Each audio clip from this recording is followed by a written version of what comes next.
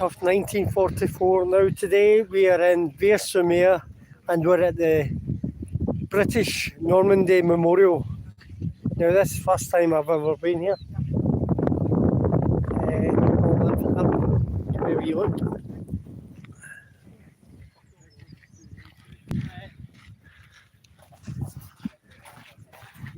It reads, the beaches and the bridgehead, 6th of June to 15th of June 1944. It was the greatest amphibious assault in history. It was 6th of June when the British forces played a critical role alongside forces from the United States, Canada and other allied nations in the landings which opened the way to the liberation of Western Europe and the restoration of peace and freedom. It was D-Day, a day which altered the course of our history. Tens of thousands of Allied troops landed on 5 beaches in Normandy and in the airborne operations inland to overcome the tyranny which had spread across France and much of Europe from Nazi Germany. D-Day was just the beginning of the campaign known as Operation Overlord. Let's go for a wee walk. Now, it says basically the same on the back, but in French.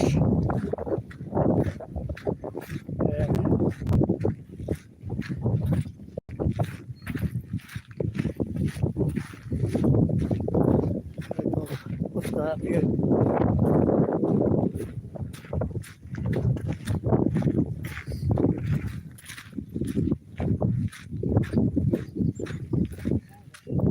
Plumps all the way up.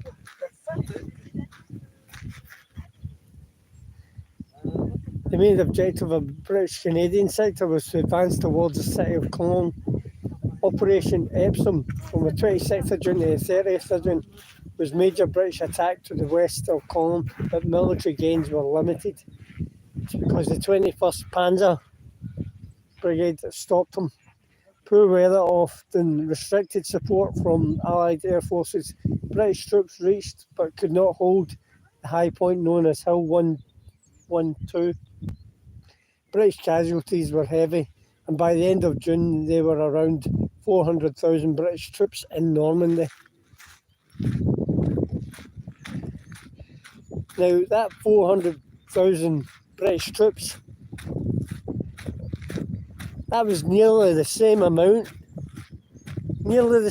as they got off Dunkirk, if you remember. So when I said these soldiers came back from Dunkirk, ones that made it back, stormed these beaches and took back from the Germans what they were strangling, and that's freedom. They were strangling the freedom of the French and the Western Europe. The Brits, the Canadians and all the other allied nations took it back. This is the battle for Cologne. British attack to the west of Cologne had not achieved its full objectives. The Germans made powerful counterattacks against the ground captured in recent fighting, but suffered severe losses. The British and Canadian troops attacked Cologne from the north, supported by 450 heavy bomber aircraft. Operation Charnwood.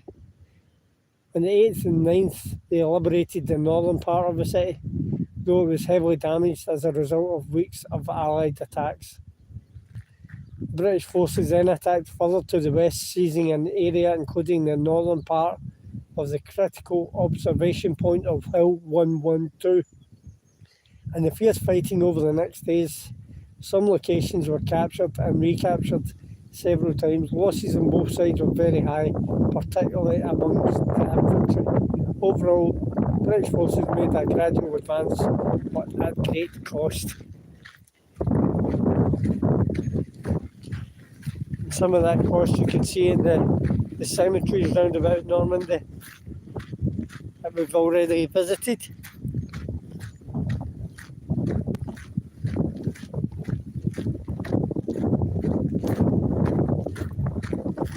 Guys, I've never been here, and when you see it on television it doesn't look that big, but my, this memorial is huge.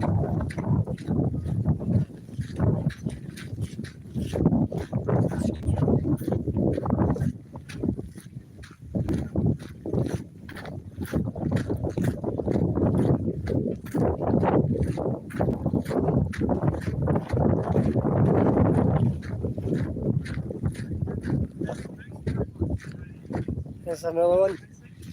The breakout begins on the 13th of July to the 15th of August 1944. At the end of July, British forces moved to the west of Cologne for a major attack called Operation Bluecoat. On the 30th to the 7th of August, the objective was Mont Pinçon, the highest point in Normandy. Despite heavy fighting, British advanced rapidly. By the 6th of August, the summit of Mont Pinçon had been captured. Operation Bluecoat and the American advances further west left German forces in Normandy weakened but still capable of fierce resistance. To the south of Cologne, 1st Canadian Army launched Operation Totalize from the 8th to the 10th of August, followed by Operation Tractable, 14th to the 15th of August, both in the direction of the Falaise. If you've ever read about the Breakout, the Falaise Gap, that's basically what this is talking about. The Canadian-led force also included British and Polish units, supported by heavy bombers from the UK and tactical air forces. In Normandy, significant advances were made which would contribute towards the encirclement of the majority of the German forces in the region. So the encirclement is basically doing what the Germans done, a kind of pincer movement, and taking them from behind and encircling them and gradually breaking down that resistance that the Germans were giving up. So forcing them into the Falaise Gap and forcing them to break out, splitting them up, so to speak, and destroying that resistance, thereby taking their objective.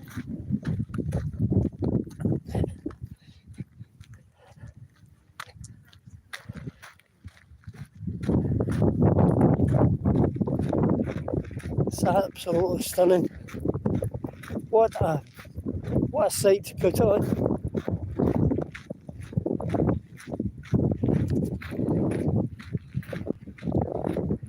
And we're coming up to the main monument in a wee second, so if you just hold on.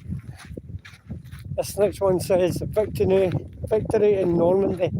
On the 16th of August to the 31st of August 1944, Allied forces were advancing along the virtually entire front. The Americans approached from the south, while British, Canadians and Polish forces closed in from the north. That pincer I was talking about.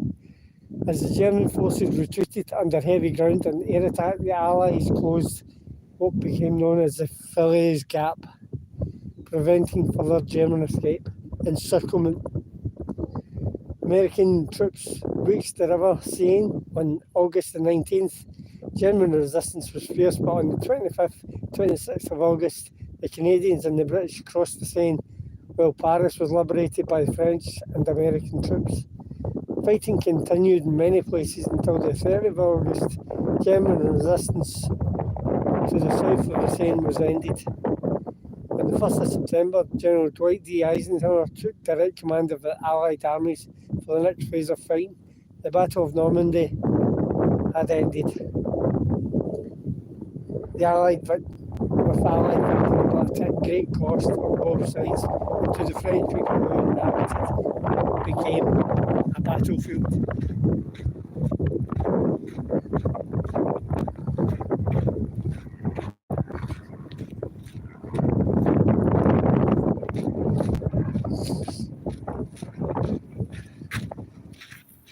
A wee bench to the Merchant Navy here. Proud memory of the seafarers, the Merchant Navy who gave their lives in the course of the Normandy invasion. They helped to make the liberation of Europe possible. We will remember them.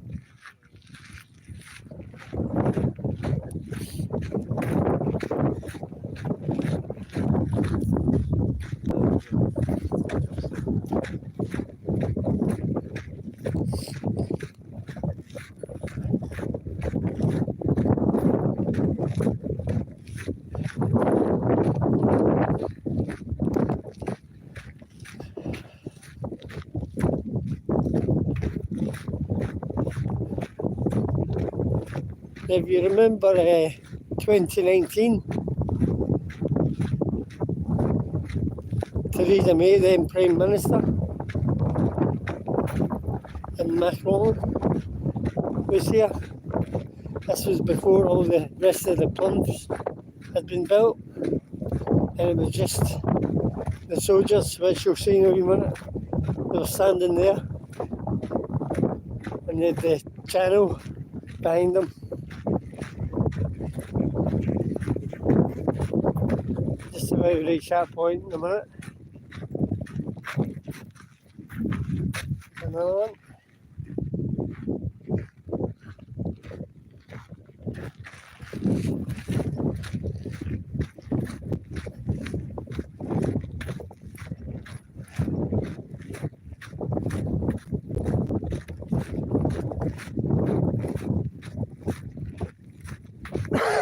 Excuse me.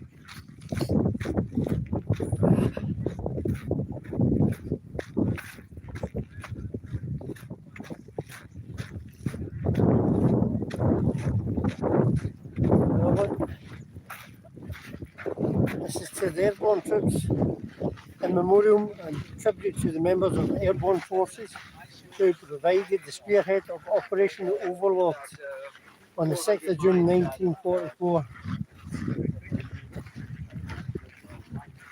It's a parachute regiment. Right guys, let's go and have a look at this monument. It's absolutely stunning.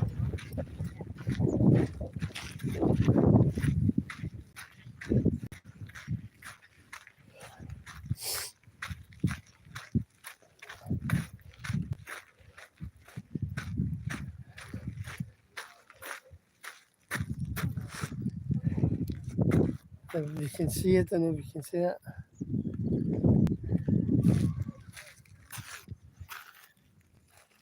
Soldiers' names all around here.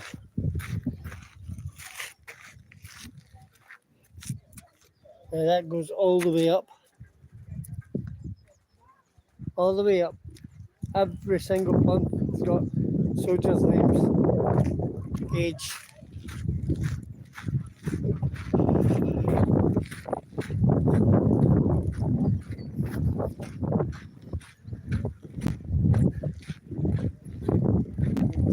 Signs here.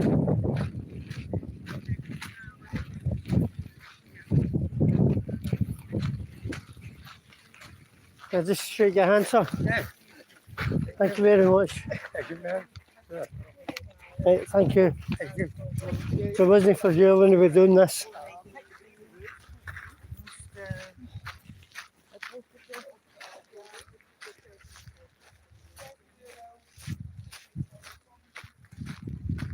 There we go. Here are remembered with everlasting gratitude the soldiers, sailors and airmen and the veteran I just met there from the United Kingdom and those of other nations serving under British command who lost their lives in D-Day. Landing is June 6, 1944 and the subsequent Battle of Normandy, which culminated in the crossing of the River Seine and the liberation of Paris in the closing days of August 1944. They died so that Europe might be free. They liberated us. They gave me the chance to do this and educate the up and coming kids who know very little about World War II, but they've got to learn. They've got to learn. These people cannot be forgotten.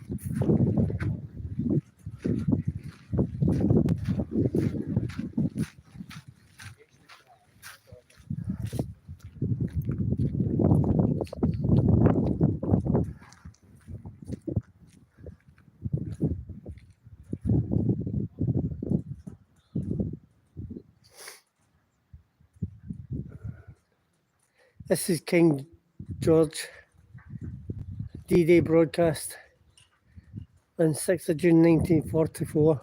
4 years ago, our nation and empire stood alone against the overwhelming enemy with our backs to the wall, tested as never before in our history. Once more, the supreme test has to be faced. this time the challenge is not to fight but to survive, but to win the final victory for the good of all and for the world, in which goodness and honour may be foundation of the life of man on every land.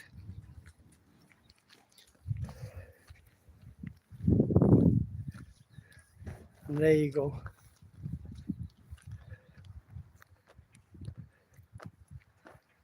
Now this is all the brainchild of a veteran who's no longer with us. He himself must not be forgotten. Harry Ballinge.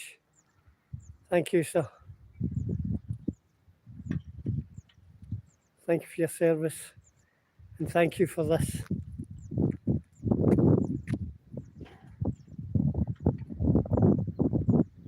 Look at the view beyond.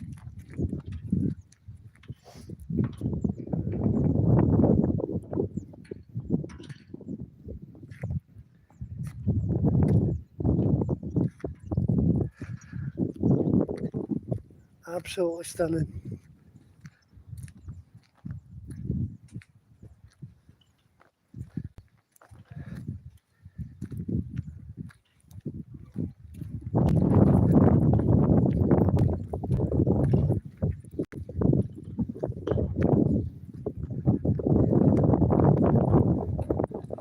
And as I said a wee while earlier, soldiers are all round these plimps.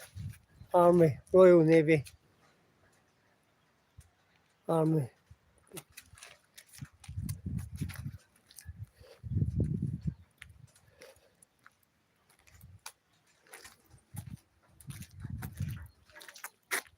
There's a number of every plimp holding these up. Oh, this is just wow.